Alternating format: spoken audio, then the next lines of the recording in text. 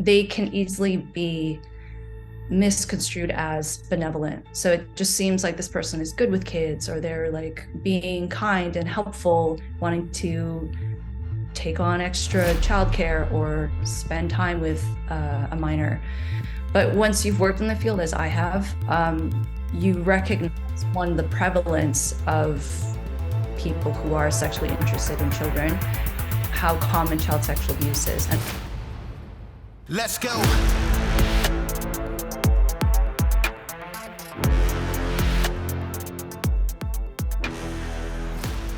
Welcome to Citizen. We have a very special guest today, Dr. Debrah Soh. My notes app here tried to change your last name to Sun for some reason. I guess it doesn't recognize that surname. that's pretty funny. Usually people don't get the H, so that's an original change. Yeah.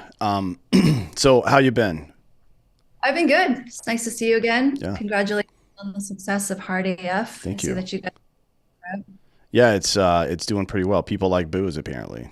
Shocking. Yeah. So give me a bit of for people that may not have run into your work before, give me a bit of a background on yourself and what you're doing now. So I am a former academic sex researcher. I have a PhD in neuroscience. I was doing brain imaging of human sexuality prior to becoming a journalist. And the climate in academia had changed so much that by the time I finished my PhD, I decided it was not really hospitable for me in terms of the research I wanted to be doing. And I had also written this op-ed criticizing gender transitioning in children, knowing that by publishing this op-ed, that would basically be the end of my academic career. So I said, so be it. I have since become a science journalist. I'm a columnist, and my first book, The End of Gender, came out. So it's basically a book that debunks 9 myths that we commonly see in society about gender. Things like, again, children transitioning is a good idea, that there are more than 2 genders, that biological sex is a spectrum, that there are no differences between transgender women and women who are born women. You and I talked about this quite in depth the last time I was on your podcast. Redundant, but yeah, I've been, working as a columnist, podcaster. I have the Dr. Debrah Soh podcast, and have a couple new projects also that I've been working on that I'm very excited about. Yeah, it seems like this problem isn't getting any better. No. And I don't know honestly, I can't figure out what's driving it. I mean, you can cast a pretty big net around societal decay throughout human history, right? There's a lot of different reasons it happens.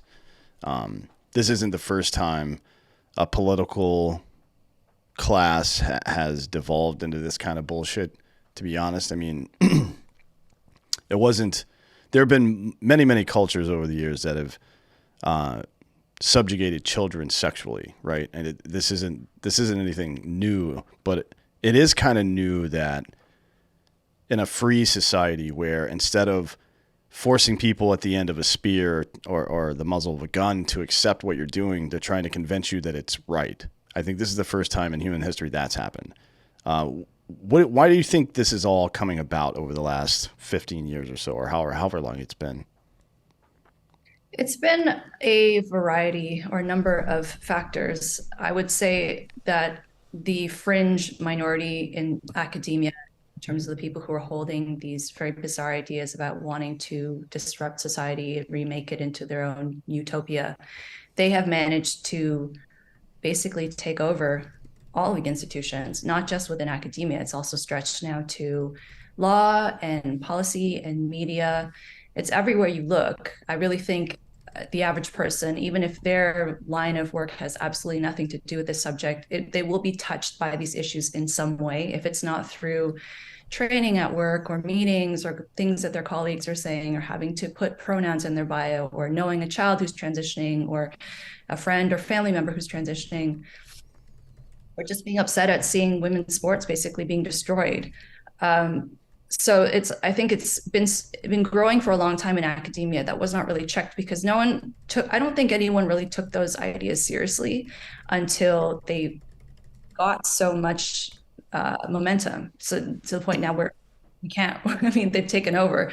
And then I would also say it's probably has something to do with the internet and social media, and the fact that these, again, very fringe ideas have so much more power and reach. And then also the fact that you have censorship working against those of us who try to speak to the actual science. And I always want to be clear that, of course, I support people who are experiencing gender dysphoria. I support the trans community. My issue is with the activism, because the activism is very much anti-science, and the activism in many cases does not represent the views of everyday transgender people. I'm actually quite disturbed by what's happening, and I think the activism does a disservice to them, because most people assume the activists actually speak for the community when they don't. Sure. I mean, the activists are very rarely trans people themselves, oddly enough, which is, that's that's kind of become the case in a lot of these cultural issues where the it's very rarely people from the particular group that are the loudest voices among the activist community, and it's weird to me. It's like I understand the leftist ideal has always kind of wanted to shape society into some kind of utopia. That's always been a thing, and it's been tried, never worked. There have been plenty of dystopian novels written about how how it will always end the same way, right? To get everybody to think and feel and do the same, there's only one way to accomplish that, and that's authoritarianism, right? So, but I wonder. People ask me a lot, like, what stage of societal decay are we really in? And part of me thinks that they're going so hard on these crazy anti-science ideas because they feel like if they can get away with this, if they can shape people, reshape people rather, at their fundamental core, then they can get away with pretty much anything after that. Yeah, I think the intimidation is real. And if they know that people, I mean, it's not possible for everyone to have the same views. It's not possible for people who disagree to genuinely just decide, okay, I'm okay with that. The fact that I'm being silenced and that I'm being forced to hold views that I don't actually agree with. But I think, like you said, at a very fundamental level, if you can convince children, especially, of these ideas, which is what they've done, they've gone into education now, and they for a long time, I don't think parents were quite as aware. It wasn't until the pandemic when they started to actually be able to see what was going on in the classroom, Mm. that video conferencing, that they said, well, wait a minute, this is not what I thought my kids are being taught. And so if you can teach these ideas to kids, one, they're not going to know any better. And also at a very fundamental level, if you can teach kids that boys are girls and girls are boys, like those differences are so it's at such a basic level. It's like basically telling people that the sky is green and saying that you have to agree with that. So either you actually genuinely believe it and you go along with it, or you go along with it and you don't actually believe it. But either way, it's just so much confusion and distortion that, I mean, this is ultimately what they want. I don't really think it's about making society better. It's coming from a perspective of really just wanting to have their way. Sure, yeah. Having It's a good point. It's like if you can disrupt somebody's ability to trust their own senses now, and also simultaneously establish yourself as the authority on reality, you can convince them of essentially anything at that point, right? Yeah, and science doesn't mean anything anymore, because now scientific papers that are publishing things that are absolute nonsense. Well, what does that do? That means, one, public trust is completely lost, which I think is understandable. And two, I mean, where's truth then? Where do you turn if you actually want to understand the world objectively? We don't have that marker. We don't have that method anymore. That to me is what's really disturbing, because even for myself as a trained scientist, I mean, I'll look at papers and I'll know that it's bias. I'll know it's propaganda. And I would think to myself, like, I didn't think that this would happen in my lifetime, but that it's so bad now that these ideas, because now people, so-called experts, can point to these papers, so-called scientific papers, and say, well, look what the paper says. The paper is supporting what I say. Right. And then you have all of these medical and scientific organizations that are lining up and saying, yeah, we agree with that. It's why when I see scientific organizations putting out press statements in favor of social justice, this has been happening for a while, but to the extent that this is happening now, it's just, oh, it's bad. Yeah, it's like they're on the same trajectory that the ACLU was on probably 10 years ago, right? Where it no longer stood as an organization that protected the civil liberties of people in the states, and basically just became an arm of the Democratic Party, at least here in America, right? And I guess that's how things work when your organization depends on funding from people, and the people funding it want a certain thing. It's no different than in politics, right? If politicians want to be elected, they need money, and if the people that give them money have certain expectations in exchange for that money, right? Yeah, and it's been wild to see what's been happening with Twitter. And I don't know, is it that people don't, I mean, Americans, you guys appreciate free speech. No, I don't understand the leftists who are saying free speech is a bad thing, and they're going to every extent possible to try and suppress it from happening and allowing people to engage. And it's not even that they have to agree; they just have to allow the conversation to happen. It's wild to me.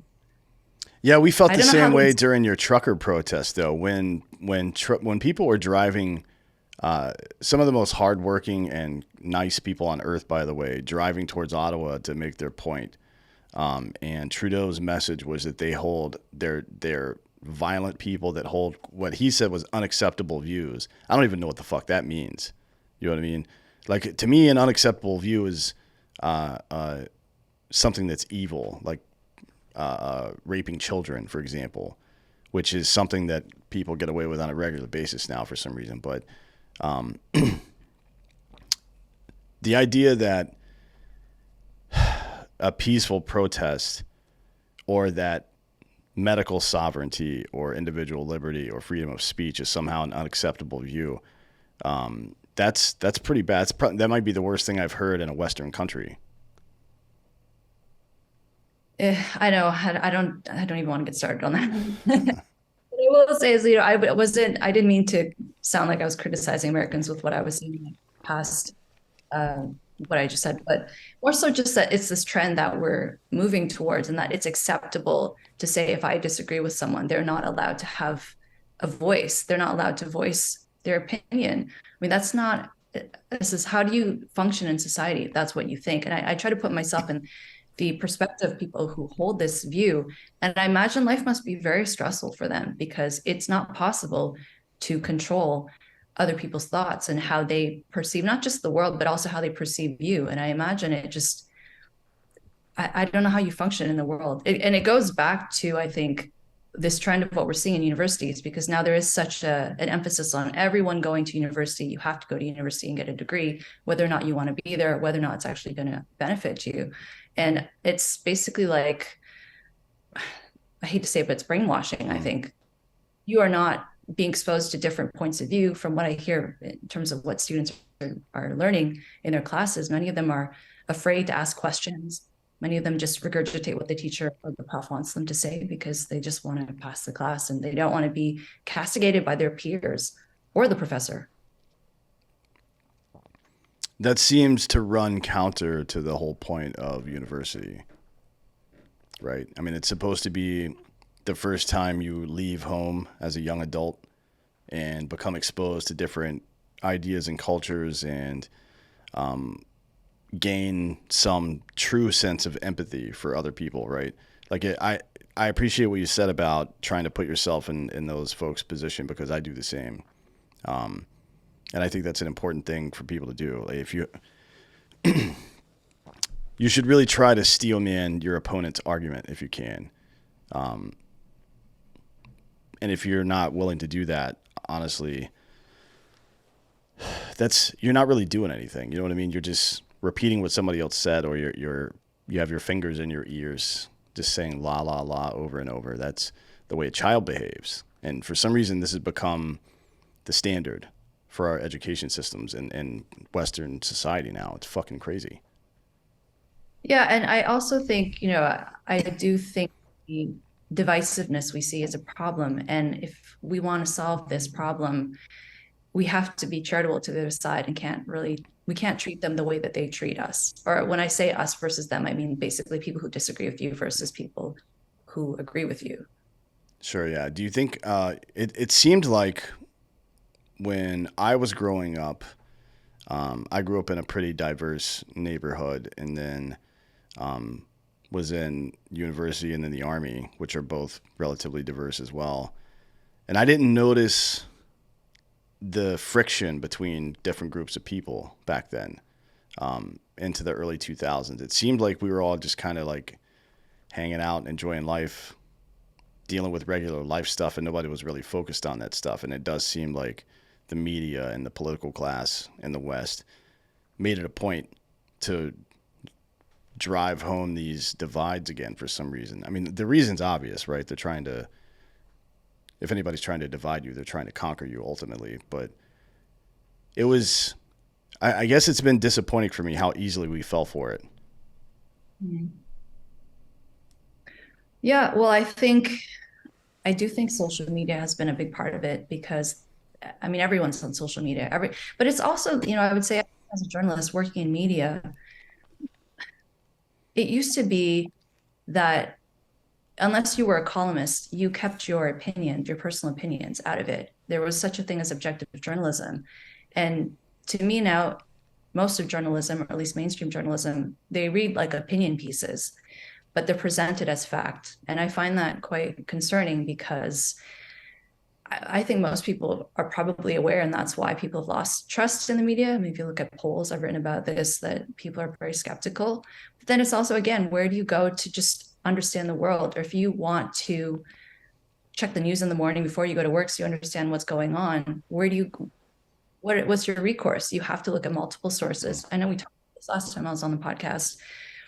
It just seems like everything has become so polarized and so slanted. And I do think right now, I'm trying to think of, what are the solutions? I really try with my work to be fair and criticize both sides and present when one side is doing something good to speak to that, even if it's not necessarily the side I would normally agree with.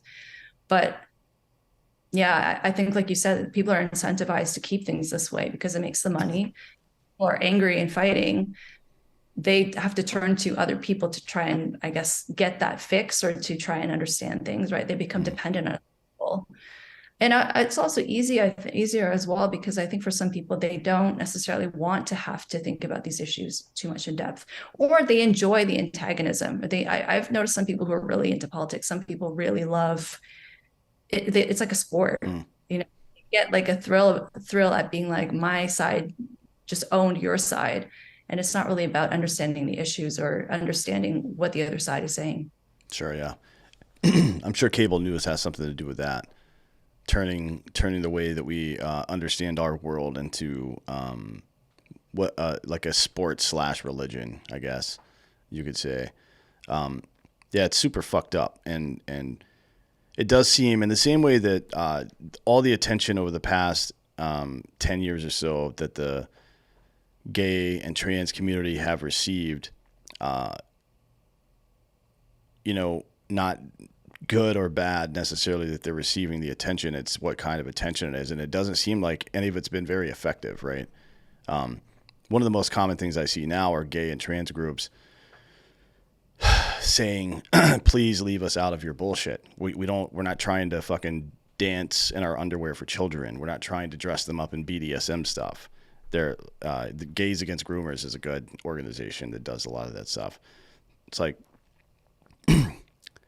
why is it that, this is something I always ask myself, I guess I'm just saying it rhetorically now, but why is it that anytime somebody needs something, it turns into some kind of fucked up industry? You know what I mean? Like, you can look into how much money has been basically siphoned off of cancer research over the last 50 years. It's billions and billions of dollars have just gone into quote unquote nonprofits who spend less than 5% of the revenue on actual cancer research, shit like that, right? And then these organizations or movements that are meant to help or protect people never seem to. They always seem to marginalize them farther instead of helping them. You know what I mean? It's fucking crazy. It's like, I want people who are in bad situations to get out of bad situations. I want you to win your fight, right? Because there's very little justice in the world. And if we can make some justice, that's always a good thing. But man, the I remember from the Occupy Wall Street movement forward, this standing in the street, standing on highways and shit to stop traffic, to bring attention to your cause. That's the dumbest shit that I've ever heard of in my life. Like, you can't interrupt other people's daily lives and inconvenience them and expect them to take sympathy on your cause. It doesn't work that way. So I wonder let's get into the principal stuff.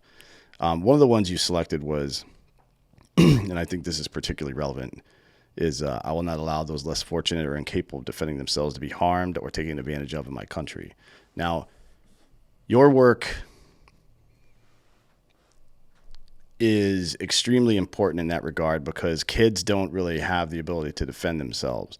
And there is a huge, I don't understand the parents involved in this stuff, why you would think that it's okay to do, like, start transitioning or hormone therapy with a child. It doesn't make any sense to me. But can you speak a little bit about that principle and how it dovetails into what you do? Yeah, regarding just what you were saying before that question, I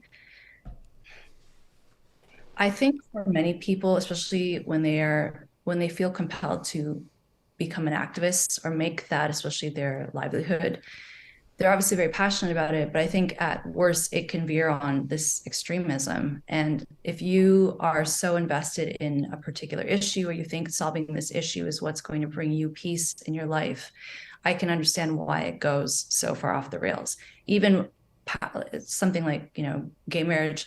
I was thrilled when that passed. I grew up in the gay community. But I think when you see the activism, okay, well, now they've got gay marriage. What are you going to do with that? What are these groups going to do? They have to find a new pet project. And so it's partially the financial aspect, but I think it's also people who are just so invested in trying to push whatever their political views are, whatever their views of how to make society better, whatever those are. And so there's no end for them. It's not really about attaining that goal. It's about trying, I think, for some of these people, trying to make themselves feel whole. I don't think many of these activists, looking at how aggressive and nasty they are, I don't think they're happy people. So those are my thoughts. But in terms of protecting vulnerable people, I was thinking about, what initially inspired me and made me feel like I should have published that first op-ed criticizing gender transitioning in kids. And it really was coming from this place of thinking about my friends who are gay, who, when they were growing up, they would say to me, I mean, they still reach out to me to this day saying, thank you for what you're saying, because that would have been me growing up. They're very feminine, and surely playing with dolls nowadays. If you have a little boy who plays with dolls, there are so many people who are happy to jump on that and say, you should actually be a girl. And to me, that's so backwards. I think let that child be a feminine boy. And if he's gay, that's fine. If not, that's fine too. And, and so I felt like in the field, there was so much anger and people were so concerned about the fact that the legitimate research on gender dysphoria in children was being suppressed. And that, I was also motivated by all the press coverage I was seeing of these young kids who are transitioning, who the parents would say that their child is doing so much better now.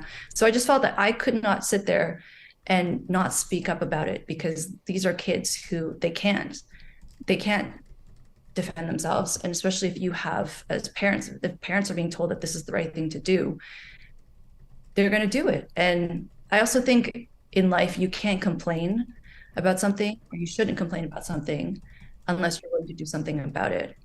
And you can't look around and expect other people to do something if you're not also willing to do it. So that was it. I mean, it was really scary for me. And even to this day, as a journalist, there's certain issues. The first time you write about something, I'm not sure if you feel this way the first time you speak publicly about an issue.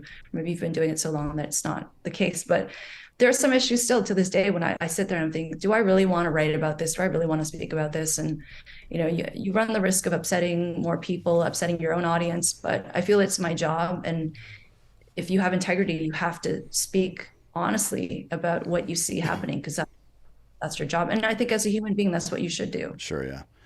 No, I never worry about that because I don't give a shit.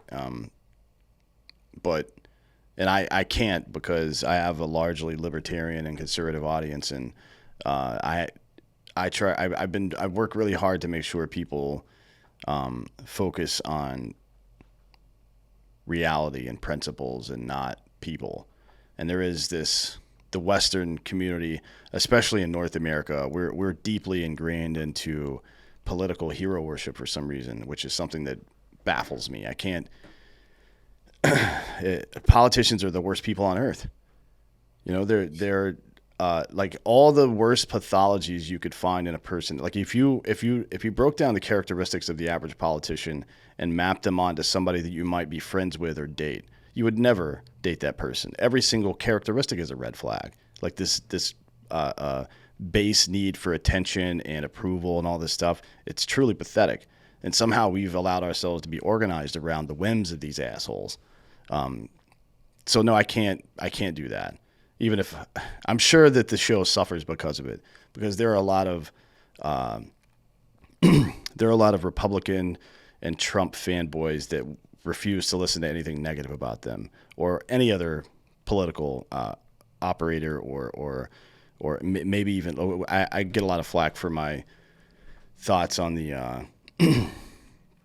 on the abortion situation too, but I don't really give a shit. I want to get back into this. One of the things you said about the science, it's never, ever a good thing when scientists become activists, you know what I mean, or get involved in that community because it just, things go off the rails really quickly.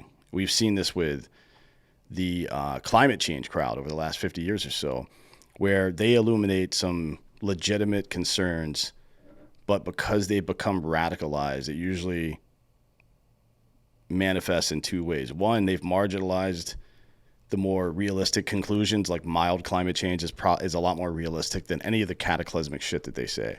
And two, the research itself suffers because it's no longer objective. You know what I mean? Like you were talking about all these scientific journals publishing this absolute nonsense about gender that it's just all made up. They're appealing to not even a false authority, but to no authority whatsoever.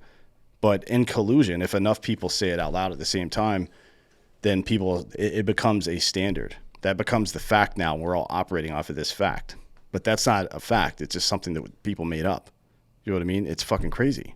So I'm sure you don't, I don't know if you do any first party research anymore, but if you do, I can't imagine it's very easy to get that done at this point. Oh, it'd be, for me, I don't think I could. I think even if I applied for funding, it would trigger people.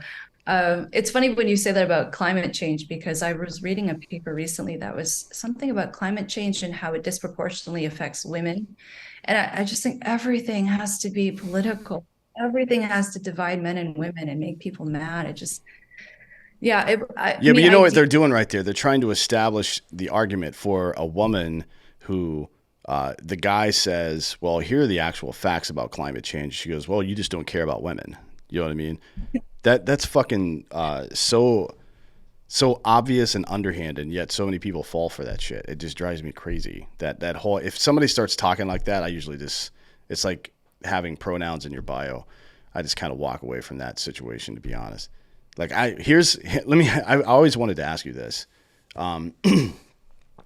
People who are very clearly their gender, who put pronouns in their bio, that is the most useless act of virtue signaling I've ever. Who is that for? Honestly, who is that for? I don't understand that at all.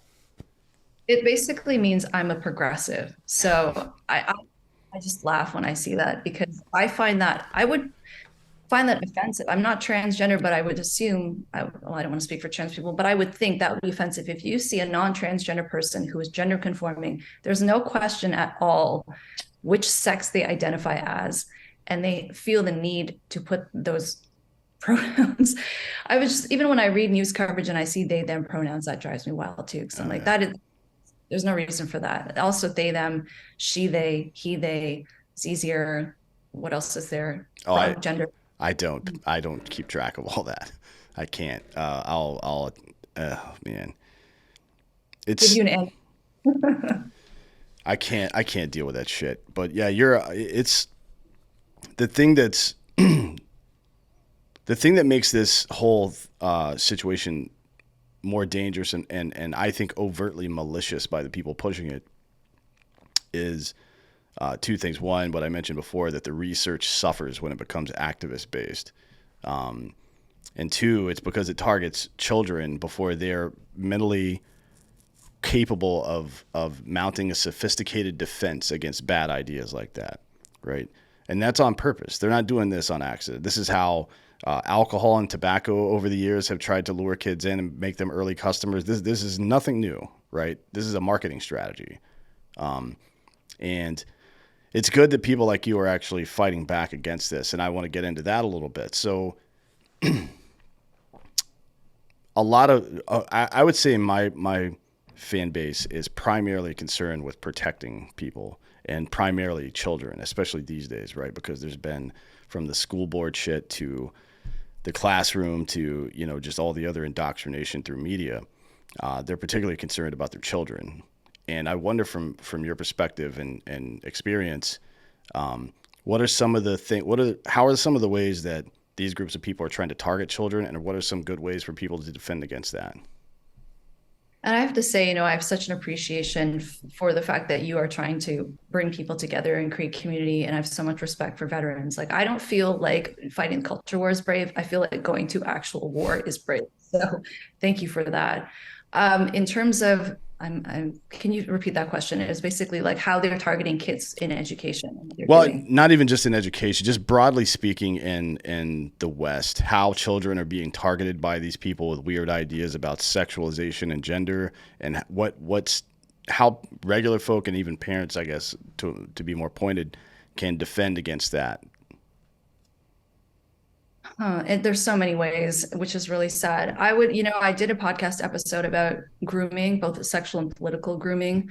I would recommend that parents go listen to that, because once you know the signs of someone who is sexually interested in children, who is actively seeking out victims, you will not be able to unsee those signs. And I think it's so critical that all of us, whether we are parents or not, know those signs, but especially for parents, because many of the strategies that child sex predators use, they can easily be misconstrued as benevolent. So it just seems like this person is good with kids, or they're like being kind and helpful, wanting to take on extra childcare or spend time with a minor. But once you've worked in the field, as I have, you recognize, one, the prevalence of people who are sexually interested in children, how common child sexual abuse is, and also the red flags. So I would say that's huge. And then also just to be very vocal when you are uncomfortable. So, you know, we see what's happening with some schools wanting to have books that are questionable in the school library. And I don't think everyone defending this is necessarily pedophilic. And pedophilia, to define that, is sexual interest in kids under the age of 11. But, you know, some people, maybe they're going along with it just because they think that this is going to own conservatives, which I don't know if that's a position you really want to take, but okay. But surely there are some people who are doing this. Now, I guess I can't really say that. I can't know that. But as someone who has worked with, again, child sex abusers, I think if you as a parent have an issue with curriculum, certain things that your kids are being exposed to, it is fully within your right to voice your discomfort and to be unrelenting, because your kids and children more generally are dependent on adults to protect them. They cannot protect themselves. I got a comment on social media recently of someone saying, oh, basically I'm paranoid and that this is safetyism. It's not safetyism if your child is not capable of defending themselves against people who are grooming them. And this is the thing. If adults can be groomed, which happens, adults can be sexually groomed, right? Usually the parents of a child who's sexually abused, the parents are also being groomed by the predator so that they are trusting of that person to allow that person to have access to their kids. It benefits an abuser to have a child who likes them and trusts them, because that way they don't need to use force to commit their crimes. So I don't think you are fully within your right to be overprotective, to err on the side of caution. Things like sexualized performances, I mean, that's probably one issue that has gotten a lot of media attention, and I think rightfully so. And as someone who grew up in the gay community, I love drag queens. I don't think drag queens on the whole are grooming kids or are sexual predators. I think it's fine if people want to dress in drag. My issue is when you have children being exposed to, like, I don't understand why did kids need to be exposed to this, especially if you go to a drag show. It's very, very sexual. I mean, the whole reason you're there is because it's subversive and it's funny, but it's also very, usually very perverted. My sense of humor is very dry and perverted, so I'm fine with that. Mm, But again, around kids. yeah. So I mean, it's like a locker room for queer people, basically. Like they're just doing weird shit and talk. It's basically like being a Marine in the United States, to be honest, without any other caveat. That's all Marines are drag queens, and I said it out loud here. The weird thing about those sexualized performances to me is that this isn't something that's happening outside the purview of the parents. The parents are opting into this, right? And not in Northern California or New York, where you might expect such things, but in Texas, right? And all over the place in Texas, we've seen examples of this. And parents are taking their children to what's being called family-friendly drag shows, which is like family-friendly pornography, so far as I can tell, right? That's a completely nonsensical phrase. So how do it's the you same thing. like? I mean, I guess maybe what I was getting at is more broadly speaking, as a society, how do we address that situation where parents are opting into this shit? Hmm. I mean, it's the same thing. I don't think it's appropriate for kids to be getting lap dances. Like, you don't see that. Hopefully, you don't see that happening very much. And if it did happen, people would get called out for it, and it would be stopped. Hopefully, I think we have more of a consensus on that side of things. But for some reason, progressive causes, my sense is those parents want to be so-called allies. Mm-hmm. That they're getting points for coming across as open-minded. I've seen some of these parents saying that they think that this is a good role model for their kids, to embrace their sexuality. Yeah. Yeah. I mean, I think you can embrace your sexuality as an adult and be comfortable in your body, and you don't necessarily need to be exposed to these things as a minor. I really think a lot of it is this issue is also very political, and many parents are simply saying, well, they dislike the right, so they're going to do whatever is going to upset the right. And I think for some parents, the conversations I've had, they may not be following it that closely, and they may not be even aware that in some cases there is nudity. There are people wearing very little clothing when they're performing. I think they view it as something that right-leaning people have concocted as a boogeyman to try and attack gay people or transgender people. So even something like when it's reading in a library, initially I said maybe that's not so bad if you just have drag queens fully clothed reading a book that's not sexual in any way. But look what happens. Leftists always have to take it to this really grotesque place. They can't be happy with a compromise. That's because they don't want civil rights. They just want the industry around it, right? That props them up. And again, I think you're probably onto something with the fact that these people are depressed and empty in their lives, and they want some fight to fight. And look, I make this point a lot to people. Just because you don't agree with the way somebody's addressing a problem doesn't mean the problem doesn't exist. And you do yourself and the community a disservice if, because you don't like the way Antifa expresses its outrage at its current situation, doesn't mean you should just say these people are intrinsically evil and we don't need to pay any attention to them, because it's not true. There is a general malaise and nihilism in Western society right now that needs to be addressed, and that's one of the hallmarks of it is violent activism. You know what I mean? To the parents opting into this shit, the way you described it sounds to me like they want the clout, like it's like pageant moms. I'm sure you've run into some of these people before, that dress their 6-year-old daughters up like adult women and force them into these really weird pageants that are rife with sexual predators and shit. And now there's a political bend to it. There probably is something to that, where they're just they want to virtue signal and show, hey, I'm cool with this. But look, letting people know that you're okay with them expressing themselves however they feel like, as long as they're not hurting anybody, I think is a good thing. Mhm.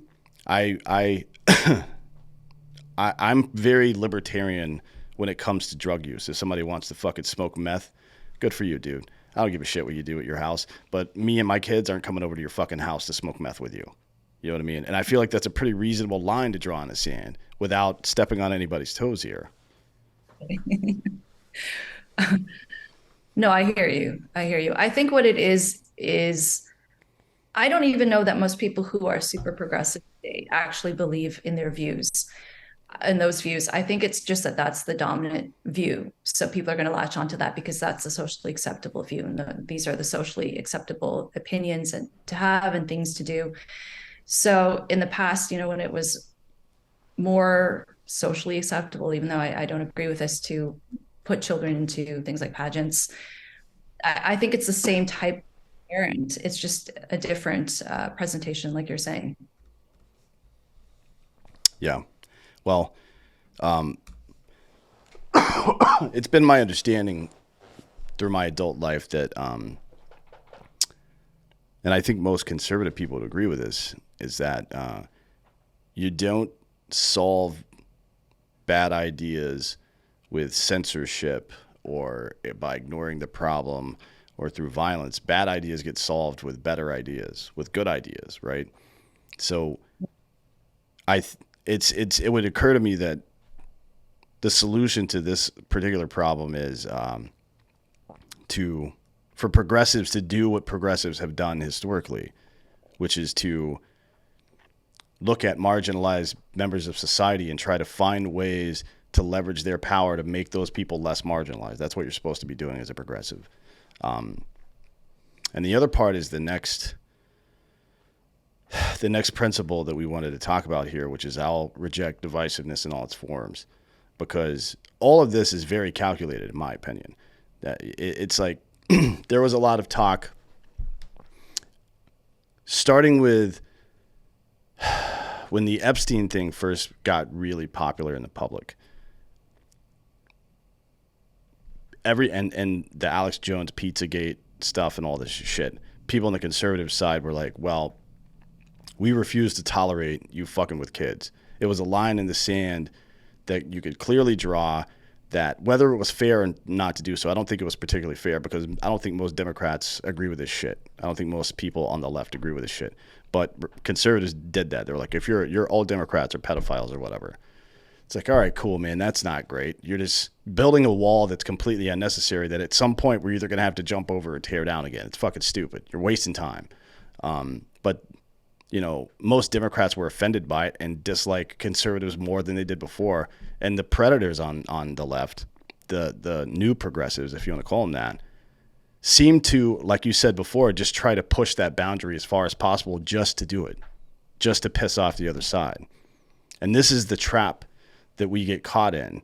This is diplomacy is the ability to fucking not hit back to when somebody slaps you and then they're like, oh, my bad, to resist the urge to get revenge and say, you know what, we're going to move on from here, to be the bigger person, whatever you want to call it. And there is very little of that in our society these days. Yeah, being charitable. I agree with that. I think we cannot expect people to give us the benefit of the doubt if we're not willing to do the same. So I do really try to do that. It's, because I think if you are willing to do that and you surprise somebody, maybe they'll walk away and do the same thing for someone else. Whereas if it's constant antagonism and constant fight, and any interaction they have with someone with whom they disagree is just nasty, people don't really feel incentivized to be charitable to other people. They don't feel incentivized to be magnanimous either in victory. Like we want to rub people's faces in it, fuck you, and dance on their grave. And I own the libs today, man. I feel so good about myself. Like, oh, cool, did you? The fuck? I mean, it does occur to me quite frequently that we're making a lot of bad decisions because of how divided we are, but we didn't cause the division. We didn't opt into it. We just it just sort of was thrust upon us by the media and the political class. we're being played like a fucking fiddle by these people. You know what I mean? Every time you feel rage and attack somebody on the other side instead of having a reasonable conversation or whatever the circumstance is, then you've played farther into the hands of the people that you claim to hate every single day. These powerful manipulators in the political and corporate and media class. It doesn't make any sense. Yeah, one thing I would say that I try to do, you were earlier about steel manning an argument, is also to put yourself in the other person's perspective and say, if I held if I held these views, why would I hold them? Because then I think you come away with empathy for why people are holding views that might otherwise seem completely horrific to you. I mean, hopefully not horrific, but just they might be views that you really disagree with on every level. But if you put yourself in that perspective and really try to have compassion and say, there must be a reason, there must be a good reason in this person's mind why they hold those views. People don't just believe things for no reason. I mean, some people do, but the vast majority of people, I don't think that's the case. And then even if you still disagree with them, at least you have an understanding, and hopefully you can come to some, I don't know, way of interacting with that group without it becoming such a black and white thing or such a us versus them type of situation. Yeah, I use this analogy a lot actually. Basically, what you're describing is math class in primary education. You show your work so the teacher can come by and say, no, you fucked up, but here's where you fucked up, and now you can get it right again, right? So it's like an engineering journal or an event log where I can go back through this process of how somebody came to this belief or decision, unpack it, and figure out where the problematic parts started. And that's where the solution is going to be, right? But you can't do that if somebody says some political statement that you disagree with, and you're just like, fuck that person. I don't want to, like, I'm blocking them and deleting them or whatever the fuck it is. It doesn't make any sense. That to me is the coward's way out. It's lazy and cowardly to do that. And it might also inspire the other person to think about why they hold those views, because I think many people just want to be argumentative if it's their side versus the other side, and they might not even know why they hold the views that they have. So being asked, even in just a good faith, to ask, why do you believe that? Tell me more about it. I want to understand. If they can't actually vocalize why they hold those views, they come away looking a bit silly, and hopefully they'll do some thinking as to, well, do they actually hold that view? And if not, what do they believe? Yeah, I like people that do. So Boghossian's been doing it. He's writing the book, I think now. I think he's done all the research now, but all the events he did across the country, putting people in different, or pulling people in from different cultures and belief systems, and asking them tough political questions or societal questions like, hey, how do you respond to this? Okay, now unpack for me why you think this way, and then explain it to your enemy or opposition or whatever it is. I also enjoy, my buddy James Klug does this on the streets of LA quite a bit. It's like the drag queen story time bullshit was one of them. He's like, do you think that it's okay and reasonable for people to bring their kids to drag queen shows or drag shows? And he's like, most of the people in LA were like, yeah, that'd be fine. And then he would pull out his phone and show them the video of children, like 5-year-olds, stuffing dollar bills into the front of a grown man's underwear. And they're like, do you think this is okay? And they're like, no, that's not okay. Obviously that's not okay, right? So there's something about, like, you can't do that unless you're willing to have that conversation in the first place, right? Like, throwing your hands up in the air and giving up is essentially submitting. If you don't take, this is, I think fucking Plato said this, but if you don't take an active role in your own self-governance, then you're doomed to be ruled by fools, right? Like, if you don't participate in the process by which the standards of your society are set, then you will have no say in it, and you'll be ruled by the people that fucking chose to show up. You know what I mean? And that's the craziest people among us. I don't know if you've ever worked in politics before at all, but I've worked on both sides of the political aisle in the United States back in the day. I could tell you, the people who always show up for the events are the craziest motherfuckers in both of those groups, because they got nothing else in their life. You know what I mean? Whoa. What was that like, working for both parties? I did it just as an experiment to see what it was like. So I worked a statewide campaign in Wisconsin during their union scuffle, and then another one later on. And I just wanted to see what the mechanics of it were like.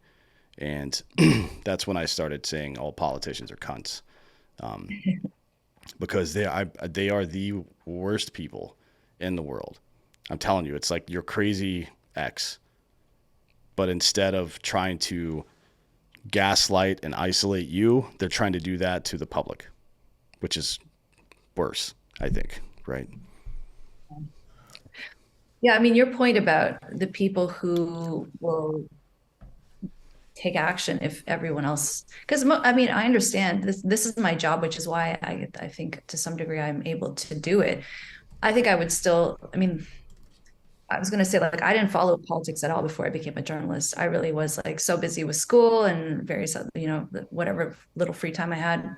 Why make yourself more upset about what's going on in the world? But I realize like it's come to this place now where you can't not have a voice, even if it's not your profession. I feel like things have gotten so bad. And I don't think that most people are extreme. I think most people are in the middle and are quite reasonable, but it's just that they're busy, understandably, with work and bills. And now there's inflation and worrying about, kids' education and things like that.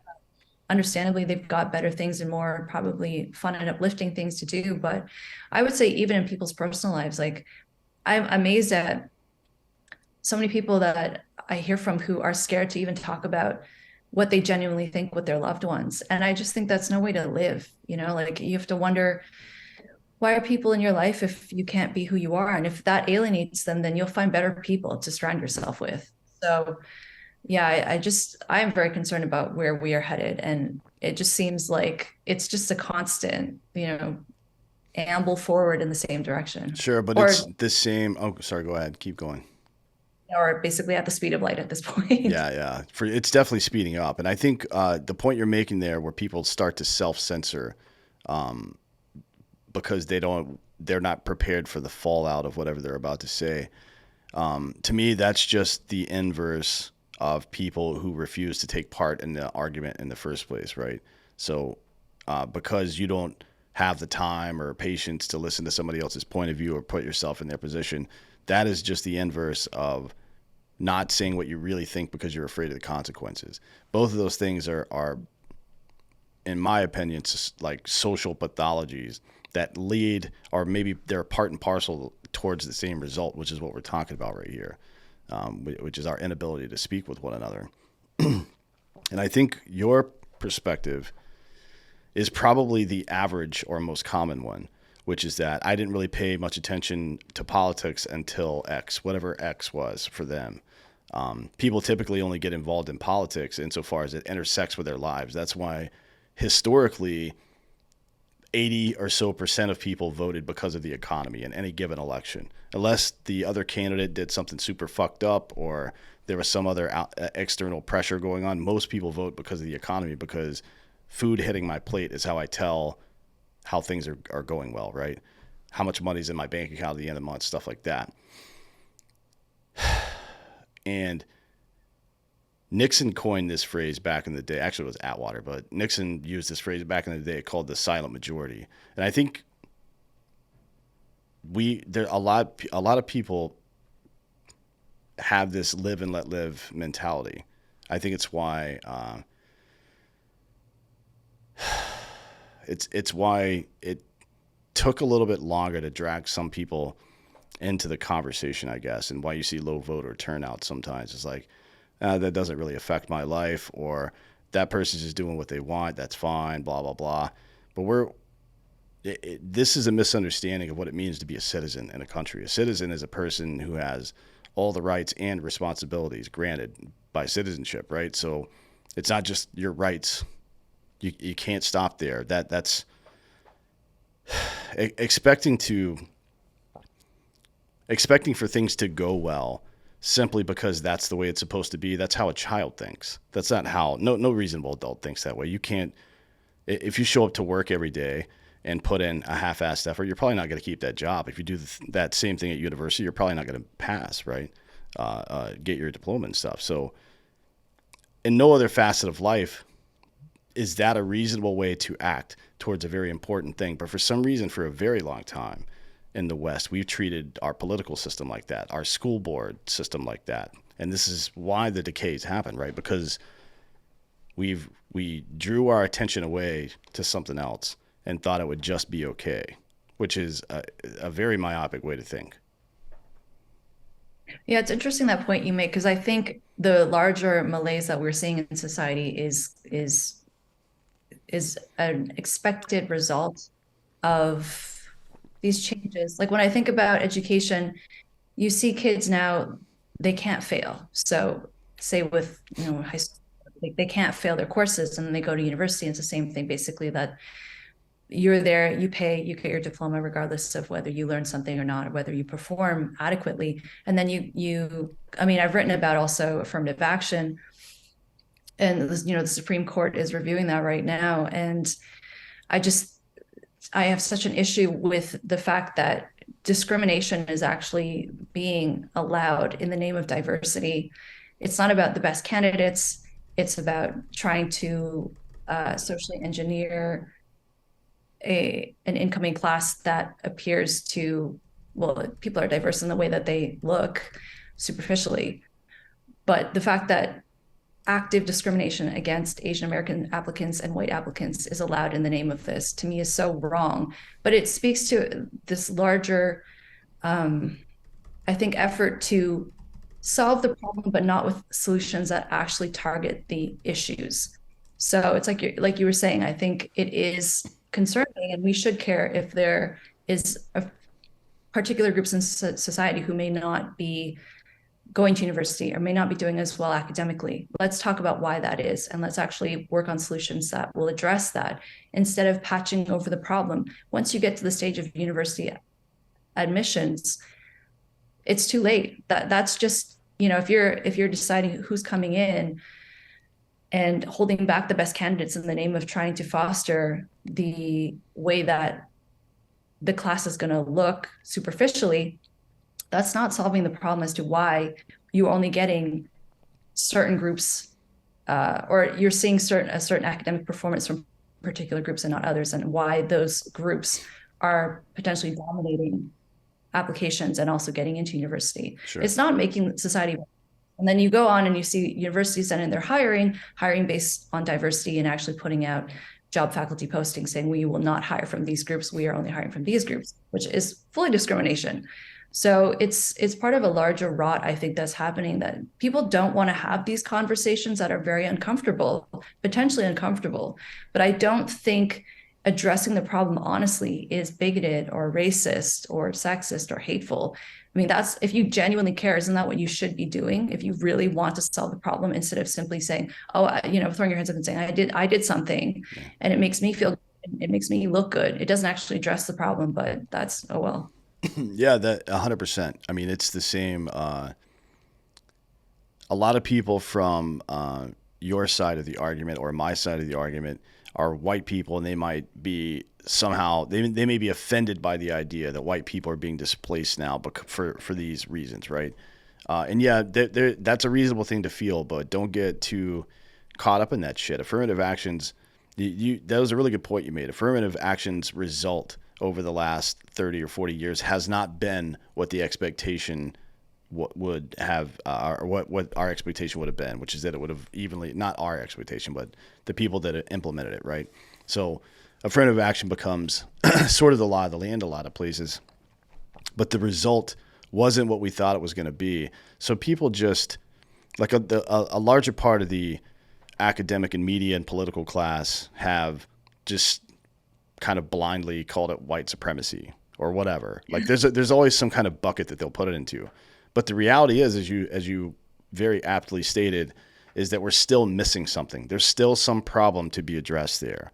And, it goes in two directions. One, the problems in certain communities that aren't able to succeed or avoid failure might be a better way to say that, because we set a lot of people up for failure in our society.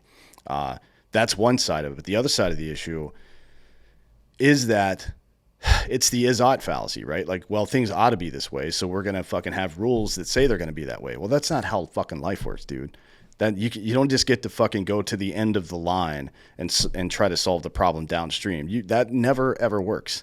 It never works. Like if you have poisoned water everywhere and you install a filter in everybody's home to stop the water from being poisoned, okay, cool, you solved the problem for a time. What happens when the filter fails? Now people die. You know what I mean? That type of thinking just doesn't work. It doesn't work.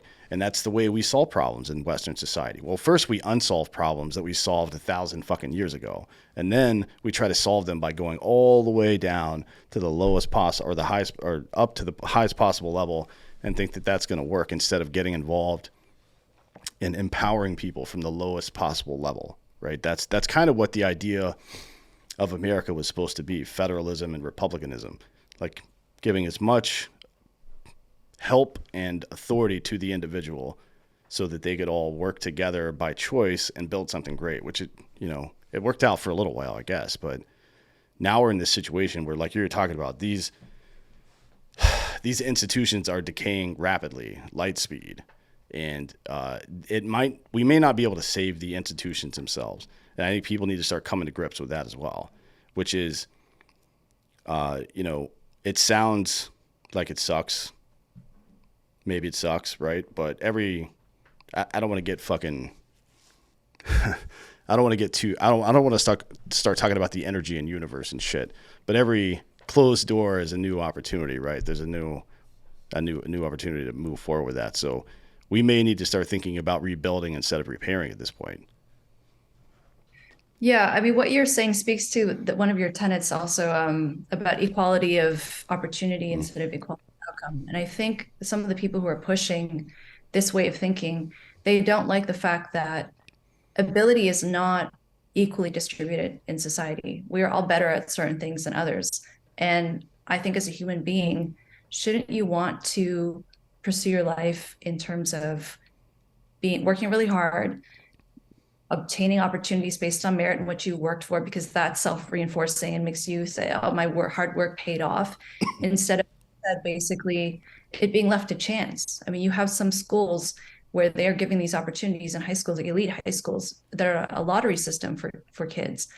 And to me, it's like you're basically disincentivizing the kids who've been working really hard and rewarding those who maybe they aren't working hard, but their performance may not be that great, but they're basically being picked because of their race. So yeah, I do hope that I think I'm a pretty optimistic person for the most part. So I do think it can't continue indefinitely the way it's been going. I think especially like so many people are being alienated by the way things are going that at some point everyone's going to reach that peak where they say that's enough and I am going to do something. Yeah, and you're starting to see, we're already seeing the results. I mean, one is just the general pushback from certain, I would say the majority of society on the way some of these institutions run, particularly education.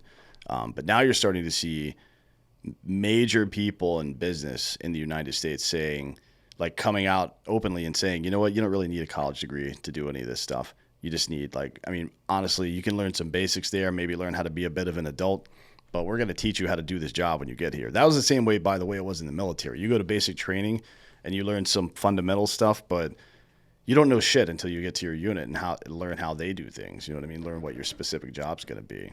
I think that's a really good point. The last principle before we get out of here that you chose was, I will live a life worth dying for. What does that mean to you? It means quite literally just making the most of everything and not letting fear dictate your decisions. I think many people everyone has dreams, and it's a question of, do you pursue those dreams, no matter how scary or what you might have to sacrifice or give up to do so. And when I reflect on, my career to this point, some of the things I've done, I mean, it didn't make sense. It didn't make sense to do a PhD and then completely abandon the field and do something completely different in which I had no contacts and I had no really formal training. But I said, I love to write, and let me just see if I can make something of this. And so I try to live my life based on what I think, what is fulfilling for me, as opposed to what is comfortable. Not like I think I have it all figured out or I think I'm doing things perfectly, but I feel at the end of the day, I can go to bed and I'm content, and I feel like, I can look at myself in the mirror and I know that what I say is what I believe. And because when I think of all the backlash I've gotten for my book and the things I say, it's definitely not always fun, but when you know that what you're doing is hopefully going to make a difference, and I guess that sounds a little bit trite, but if it's what you believe so strongly and you know that you did what you could, you know what I mean? Mhm. Like you actually were willing to go on the record and say these things. I feel like I'm the type of person who would regret more not saying something than saying something. So I think it's important just to live like that. Yeah, I agree, and I think we've gotten really. It used to be very clear to human beings what it meant to be successful, and for a long time it was just staying alive and keeping your family alive, right? Which is a pretty low bar considering. And now we're like 8 generations deep into the keeping up with the Joneses stuff, here in America, I guess. And it's like, what are you basing the idea of success and failure on in your own life? You know what I mean? I think that's a really important question people need to ask themselves. Phil Jackson, who was the coach of the Chicago Bulls when Jordan was there, used to say, you're only a success for the moment that you complete a successful act. So this idea, and it's to be honest, he's basically paraphrasing the idea that it's about the journey, not the destination, right? Like you do the work, then you put that work to the test and see if it works out for you. And in that moment that it succeeds, you're a success. But for the rest of the time, you're trying just like everybody else is. And I think that's a much better way to think about life instead of looking at your bank account today and be like, oh man, I suck today.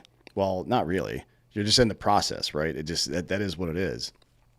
And finding ways to deal with this harsh reality of life can be difficult sometimes. It's nice to be distracted though. So go for a walk or chop some fucking wood or something. I don't know. Yeah. Yeah, go fishing. I would say, personal growth is very important to me as well. And I just think I need to be doing something that challenges me. My decision to pursue sex research initially, such a taboo subject. And I thought, wow, this seems is so fascinating, but it's also so stigmatized. And I wanted to do something that I felt would challenge me both intellectually and also in terms of the taboo aspect and understanding why is this taboo and why is it people have these views. And so I'm really grateful for that, for my scientific training and also just having those opportunities because I just think everything in life is about trying to be figure out who you are, be happy with who you are, bring the right people into your life. And so the more that you are in tune with who you are and the more that you are open with other people about that is going to make it easier in that way for you. Sure. Just being your like actual self is probably a good start. Yeah, I like that thought. Well, I appreciate you coming today. This has been a very interesting conversation, as it always is. Thank you. Thank you for having me back. It's always great chatting with you. Yes, ma'am. Tell everybody again where they can find you and find your show. And if you remember what the episode number was, where you talked about the signs of predatory behavior, that would be good. Yes. So people can find me at drdebrahsoh.com. You can get The End of Gender, my book, on Simon & Schuster's website. You can also get it on my website, on social media. I'm at drdebrahsoh.com. That episode on grooming is I believe it's 43 of the Dr. Debrah Soh podcast, which is available everywhere. And also I have someone named Dan Holloway on an episode 30 something, I believe it was. So check that one out as well. Yeah, that was a good one. Well, thanks again. I appreciate the kind words and I appreciate you coming today and sharing your expertise with us. Of course, always a joy. Yes, ma'am. And thank you all for listening. This has been Citizen.